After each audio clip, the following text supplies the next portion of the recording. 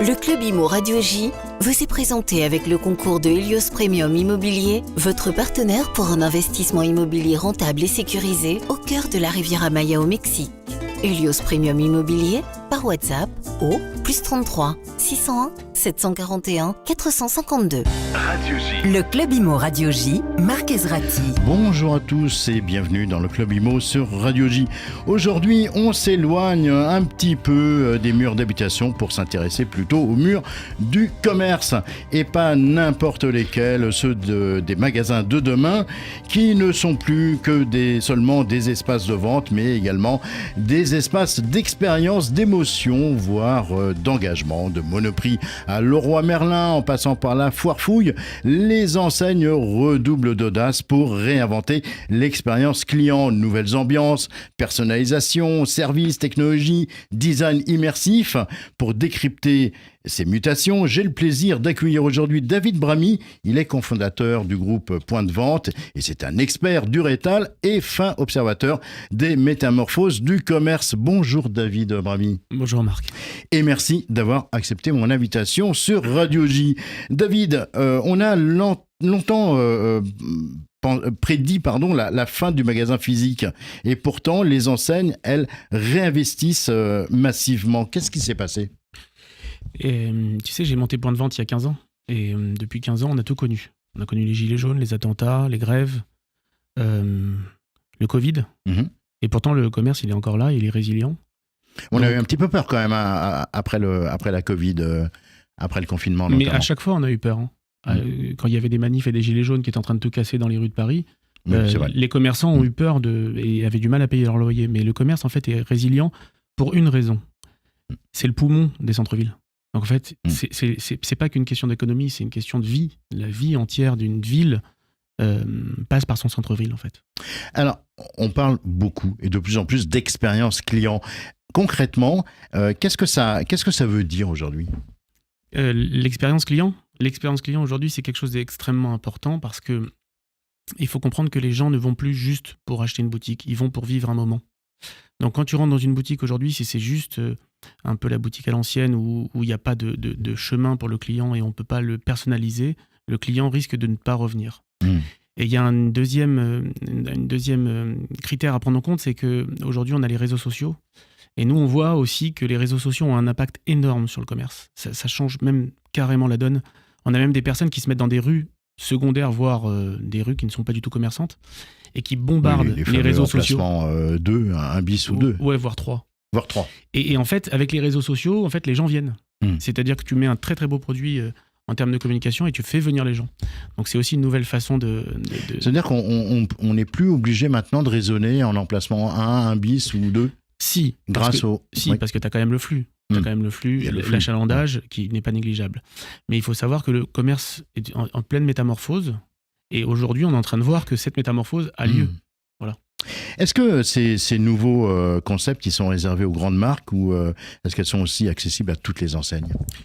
Alors, déjà, c'est intéressant parce que depuis 15 ans, j'ai vu toutes sortes de nouveaux concepts. Et heureusement, parce que c'est grâce à ça que nous, on réussit aujourd'hui. On avait démarré, je crois, il y a 14 ans, par le blanchiment dentaire. Je ne sais pas si tu te rappelles à un moment, mais toutes les boutiques ouvraient, il fallait ouvrir du blanchiment dentaire. Après, on a eu la vague des cigarettes électroniques. Ouais, et à chaque fois, on a eu... Exactement. Et à chaque fois, on a eu des vagues comme ça heureusement pour nous, parce qu'à chaque fois, il y a des nouveaux concepts et des mouvances Il y a eu le CBD aussi. Je ne sais pas si tu te rappelles, à un moment, il y avait le CBD de partout. Bon, là, les nouveaux concepts qu'on a, c'est du coffee shop. On n'arrête pas d'en ouvrir. Je sais pas, il y a des coffee shops à chaque coin de rue, alors qu'il y a déjà des brasseries, mais apparemment, on vend le même café que dans la brasserie, mais 4 fois plus cher, et apparemment, c'est un concept. Et on a aussi la seconde main. Aujourd'hui, ça cartonne, la seconde main. C'est vraiment un truc qui marche. Alors tiens, on a aussi les convenience stores, un peu comme fait Monoprix ou la République en mode appartement. Est-ce qu'il y a un fil rouge dans cette créativité ? Non, je pense pas qu'il y ait de fil rouge et je pense surtout que les personnes sont obligées de se renouveler. Que tu sois une enseigne ou un indépendant, parce que tu m'as posé la question, en fait, si tu te renouvelles pas, en fait, ça va vite aujourd'hui.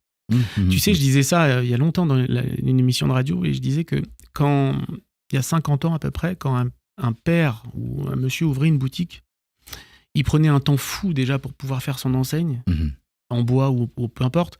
Il prenait un temps fou pour designer sa boutique à l'intérieur, parce que pour lui, il allait la transmettre à ses enfants et peut-être ses petits-enfants. Aujourd'hui, quand on signe un bail, on ne sait même pas si le type va tenir 3 ans. Donc tu vois, on est dans un monde qui va tellement vite aujourd'hui que même le commerce va vite. David, est-ce que ces mutations, elles sont aujourd'hui pilotées par le marketing ou est-ce que l'immobilier joue encore quelque chose dedans ? Alors, l'immobilier à proprement parler, oui. De toute façon, tu auras toujours besoin du même adage qui est l'emplacement, ça c'est évident. Il y a quand même quelque chose qui est rentré en compte. On a eu une financiarisation de l'immobilier. Moi, je fais partie de ces gens-là qui sont mécontents, même si je me suis enrichi grâce à ça. Donc, je vais pas cracher dans la soupe. Mais la financiarisation de l'immobilier, ça n'existait pas. C'est-à-dire qu'en fait, à l'époque, tu avais le propriétaire des murs de boutique, c'était le boucher. Donc, le boucher était propriétaire du fond et des murs. Aujourd'hui, tu as eu une financiarisation de l'immobilier, c'est-à-dire que tu as des types, ce qu'on appelle les types en col blanc ou les types au tableau Excel qui sont venus et qui ont cherché à faire de la rentabilité. Et donc, en cherchant à faire de la rentabilité, les loyers ont explosé. Et quand tu augmentes un loyer, tu enlèves, quoi qu'il arrive, une marge aux commerçants. Donc aujourd'hui, on est face à une situation où les loyers sont devenus assez forts et on est, pour résumer, pour ceux qui comprennent, enfin pour essayer d'être le plus simple possible, on est rentré dans un monde avec les baux à l'américain. Donc, qu'est-ce que c'est ? C'est-à-dire qu'en fait, à l'époque, en France, tu avais une vraie valeur du fonds de commerce. Le fonds de commerce voulait dire quelque chose. Pourquoi ? Parce qu'il y avait des loyers qui étaient bas. Aujourd'hui, les loyers sont devenus tellement importants que la valeur du fonds de commerce a énormément réduite. Voilà. Donc, nous, on le voit, quand on a démarré, on devait avoir 100 locations. Aujourd'hui, je dois en avoir 2000. Donc, c'est énorme. Voilà. Ces mutations, est-ce qu'elles... enfin, plutôt le commerce, est-ce qu'il est réellement revenu en centre-ville ? Alors, je vais nuancer ma réponse. Je vais nuancer entre les grandes villes et les petites villes. Oui, on va peut-être parler des villes moyennes, pour le coup, pour être plus dans le juste. Alors, dans les villes moyennes, non, il n'est pas encore revenu comme il devrait revenir. Du coup, les zones périphériques, elles se sont réinventées ou elles suivent un mouvement En fait, il y a eu trop de mètres carrés qui ont été créés. Oui, c'est mon avis, je l'avais dit depuis très longtemps. En fait, moi, j'ai toujours dit, le commerce, c'est le poumon d'une ville. C'est le poumon d'une ville. C'est-à-dire que qu'est-ce que tu fais le samedi ou le dimanche ? À l'époque, quand j'étais petit, on allait au marché. Bon, maintenant, on va plus au marché parce que c'est peut-être has-been. Mais donc, à l'époque, on allait au marché. Après, quand j'ai grandi, vers l'âge de 15 ans, on allait au supermarché. Et aujourd'hui, le but des villes, c'est de recréer le centre-ville. Parce que c'est ça, pour moi, je fais pas de politique, mais mon but, si je peux transmettre un message... Le cœur de ville, en fait. Il faut remettre de la vie dans les centres-villes. Je donne un exemple. Pourquoi on met pas des musiciens en plein milieu d'un centre-ville ? Pourquoi on met pas de l'entertainment en plein milieu de la place du centre-ville ? Vous regardez les villes moyennes en France, il y a très peu d'animation. Les jeunes, ils ont besoin d'animation. Donc, le chaland et le mouvement pourraient venir de l'animation dans le centre-ville. Est-ce que le design des commerces, il peut booster les ventes aujourd'hui ? Le design. Oui. Bah oui. En fait, regarde bien. Toi, le premier, si tu passes devant une boutique, que tu la trouves belle et qu'elle t'attire, tu vas vouloir rentrer. C'est comme dans le prêt-à-porter. Si tu regardes bien, tu rentres chez Chanel ou tu rentres dans un petit multimarque de quartier, tu vois bien que le produit Chanel, il est tellement mis en avant qu'il est beau. Ce même produit Chanel, je te l'aurais mis dans un multimarque lambda avec sur le même stoyac 50 autres fringues, tu l'aurais même pas regardé. Tiens, on va parler de concepts comme Kaby Village, par exemple, ou Ecomiam. Est-ce que ces enseignes, enfin ces magasins laboratoires, est-ce que c'est une vraie tendance ou c'est un buzz Alors, je vais te répondre très sincèrement. J'ai pas de boule de cristal. Tu sais pourquoi je te dis ça ? Parce que regarde, je vais te donner 2 exemples. Le premier exemple, je suppose qu'il écoute l'émission de temps en temps, Victor Luguer. Victor Luguer est venu me voir il y a quelques années déjà. Je vais pas dire de bêtises. Et il rentre avec son petit vélo et ses petites lunettes rondes et il me dit, je voudrais ouvrir un restaurant italien. Bon. Et vous avez quoi comme budget ? J'ai 1 million d'euros. Il me dit 1 million d'euros, restaurant italien. Et c'est quoi votre concept ? Il me dit non, mais je vous explique, on va révolutionner la restauration italienne en France. Je me suis dit, il va bien se planter, lui. Aujourd'hui, c'est Big Mama. Oui, c'est Big Mama. Voilà. Et je vais te donner un exemple dans l'autre sens. J'ai rencontré beaucoup de personnes qui sont venues me voir pour faire des dark stores. Tu sais, les boutiques qui sont fermées. Voilà. Moi, j'y croyais énormément. Et pourtant, ça a été une catastrophe. Il n'y en a pas un qui a réussi à s'en sortir. David, les vendeurs deviennent des conseillers. Est-ce que le métier de commerçant, il est en train de changer? Est-ce qu'il a changé? Oui. Oui, parce que déjà, il faut qu'il puisse gérer une communication sur les réseaux sociaux, sinon il est mort. Mhm. Et ça, je l'avais déjà dit il y a 10 ans. Je me rappelle, il y a 10 ans, je disais aux gens, mettez-vous sur les réseaux sociaux, mettez-vous sur TikTok. D'ailleurs, attends, tu fais quoi? Je dis quelque chose aujourd'hui, tu verras, et dans 4 ans, je dirai, je l'avais dit. Mettez-vous sur... Prenons date. Ouais. Mettez-vous sur TikTok Creator. Mettez-vous sur le TikTok alors, je ne me rappelle plus le nom exact. TikTok a lancé une boutique en ligne. Ça cartonne en Chine, ça cartonne aux États-Unis. Mettez-vous sur ce créneau. Ne ratez pas ce filon. Parce qu'en fait, vous pouvez faire des vidéos toute la journée en disant tiens, j'ai cet article. Il y a un type qui vend des casseroles qui fait des centaines de milliers d'euros en vendant des casseroles. Donc, mettez-vous là-dessus. Vraiment, ne ratez pas ce coche. Donc, oui, il faut qu'il se renouvelle. Mais comme dans n'importe quel métier, même dans la radio. David, si vous deviez résumer le magasin de demain en 3 mots, ce serait lesquels? C'est ma dernière question. 3 mots. D'accord. Digital, expérience et abordable. Abordable, d'accord. Ben, je les accepte. Donc on se donnera rendez-vous validé, bientôt, mon cher David, pour reparler de tout ça. Merci en tout cas d'avoir répondu à mes questions ce matin. Avant de retrouver Florent Albero, qui est notre second invité pour parler de WIM, et bon, vous allez voir que c'est un concept extrêmement intéressant, on va marquer une pause pour découvrir l'info du jour. L'info du jour vous est présentée avec le concours du site goflint.fr. Goflint.fr, première plateforme de dépose d'annonces gratuite et de mise en relation dédiée à la recherche de biens immobiliers. Goflint.fr. Et aujourd'hui, pour cette petite info, on va parler d'un retraité propriétaire à Antibes qui a failli payer 2500 € d'impôts de trop à cause d'une erreur de pré-remplissage dans sa déclaration. Booking a indiqué 23 réservations sur l'année alors que seulement 20 ont été honorées. Résultat, 7000 € de revenus fictifs ajoutés à tort. L'administration rappelle que ces données sont indicatives, mais c'est au contribuable de vérifier et de corriger les éventuelles erreurs. Une mésaventure qui rappelle l'importance de bien relire chaque ligne, surtout quand la plateforme fait des erreurs. L'info du jour vous a été présentée avec le concours du site goflint.fr. Le monde de l'immobilier est une jungle. Trouvez votre nid parmi plus de 400 000 annonces quotidiennes de goflint.fr. Goflint.fr. Le Club Imo Radio J, Marc Ezrati. Et on est de retour dans le Club Imo sur Radio J avec notre second invité. Si vous pouviez investir dans l'immobilier sans emprunt, sans travaux, sans paperasse, sans banquier, c'est le rêve, hein. Eh bien, c'est le pari fou, mais visiblement très sérieux de WIM, une start-up fondée par Florent Albero, ancien militaire, devenu serial investisseur. Bonjour Florent. Bonjour Marc. Et merci d'avoir accepté mon invitation aujourd'hui. Alors, Florent, vous avez été casque bleu, notamment à Sarajevo, au Kosovo, à Bangui. Qu'est-ce que l'armée vous a apporté sur la notion de risque et sur la prise de décision? Tellement de choses, Marc, je crois que... Vous avez passé 8 ans. Hein. Voilà. Similaire, l'audace, l'action, le passage à l'action, les capacités dans des situations hostiles de négociation. Donc, de l'organisation, de l'anticipation, de la solidarité, de la cohésion, de la solidarité, de la fraternité. Et ça vous sert aujourd'hui? Ouais, ça m'a servi dès le premier jour que j'ai commencé. Alors justement, racontez-nous l'histoire de WIM. Alors, l'histoire de WIM, elle part de très longtemps. Alors moi, je suis un ancien casque bleu, donc ça fait 23 ans que je suis dans l'immobilier, donc marchand de biens depuis 2002, à la suite d'une réforme, parce que j'étais militaire à Chaumont. Et donc, dès ce moment-là, j'ai compris que l'achat-revente de biens immobiliers était quelque chose qui correspondait à mon ADN.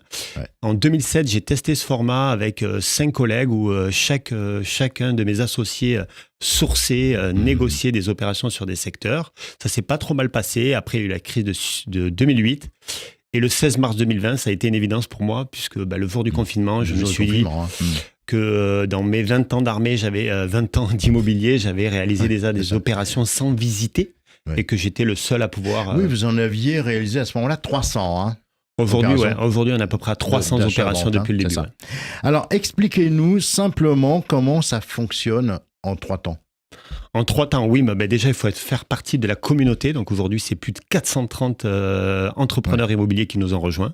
Donc tout ça en l'espace de 12 mois. Donc il faut adhérer au club. Il y a D'accord. une cotisation à partir de 89 € par mois D'accord. sur 12 mois. De là, il va avoir accès à 2 heures de live par jour. Donc 2 heures, on lui met la patate. Ah oui. Ouais. Donc on lui met la gouache. On va lui donner une IA. Donc on a Une détecté... intelligence artificielle qui va lui permettre de détecter des anomalies de marché, puisque nous, on se positionne uniquement Mmh. sur des biens qui ont des On en difficultés. reparlera après des anomalies de marché. Ok. Et le troisième temps? Et le troisième temps, il passe avec moi au Wimdeal à 15h et je fais une offre d'achat sans condition de financement. Ah oui, donc c'est extrêmement rapide.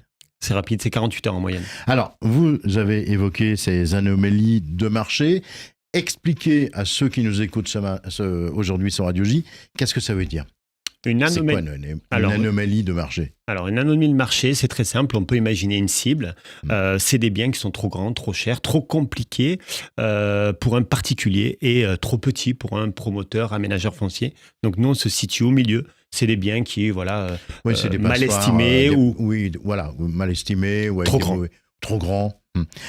Comment l'IA, elle opère? Alors, l'IA, elle scrape l'exhaustivité du marché. On a accès aux 10 000 portails, 1 500 000 annonces. Et avec l'algorithme, on va détecter ces biens qui ont des difficultés à se vendre, qui ne correspondent pas en fait au cœur de marché, au cœur des particuliers qui pourraient acheter cette typologie d'opération. Alors, vous m'avez parlé de la communauté, ce que vous appelez chez vous les Wimers. Comment ça... racontez-nous, qui sont ces Wimers? Alors, c'est des entrepreneurs motivés. On a du débutant, on a des expérimentés. Ça part de 18 ans, 68 ans. C'est des gens qui ne veulent pas être seuls. Qui veulent faire partie, qui veulent avoir le sang violet et qui veulent toucher entre 50 voire 250 000 € d'honoraires sur une seule opération avec WIM. Et n'importe qui, ça veut dire un novice total, Oui. peut rejoindre votre communauté. Il ne Tout va à fait. pas se retrouver perdu au milieu de gens plus expérimentés ou... Non, il a sa chance, ça va vite chez WIM. Chez WIM, ça va vite, mais on a 2 coachs, on a 40 heures de formation pour les aider à monter en compétences. On a des lives, on a un support de 15 personnes. Et oui, la chance est ouverte à tous ceux qui veulent l'apprendre. Alors, on a dit plus de crédit, plus de banque. Comment ça se passe? C'est vous qui achetez? En fait, exactement. En fait, le WIMer, l'entrepreneur immobilier qui nous rejoint, il n'a pas besoin d'avoir d'expérience, de connaissances, de réseau et de capital pour pouvoir faire une opération immobilière. Aujourd'hui, Qu'est-ce qui porte le risque de c'est l'opération? WIM. C'est WIM, c'est moi et mes équipes. Et ça fonctionne comment pourquoi est-ce que vous prenez le risque? Qu'est-ce que vous gagnez en fait? Alors nous, on va récupérer 50% de la marge puisqu'on est en partage de marge à 50-50. Mais derrière, quand WIM se porte acquéreur d'une opération avec un capital social à 700 000 €, avec les années d'expérience, mais on multiplie nos chances de oui plutôt que quelqu'un qui arriverait avec un petit capital sans expérience. Donc déjà, on facilite l'opération et bien évidemment, on prend 50% de la marge.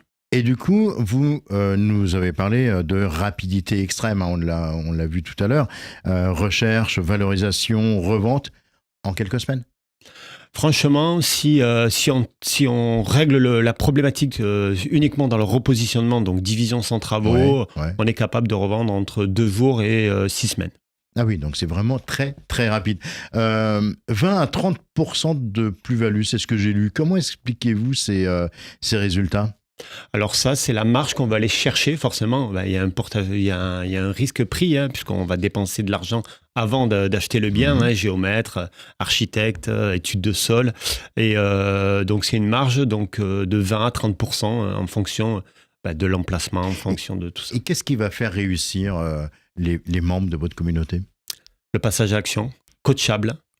Quelqu'un d'impliqué qui est là à tous les morning WIM, tous les WIM deals, qui a une intelligence business, qui comprend son marché, connaître ses biens, mais le comprendre, et qui va apporter sur le marché ce que le marché attend en fait. Alors, j'ai cru comprendre que votre intelligence artificielle, elle analyse plus de 1,5 million d'annonces en continu. Oui.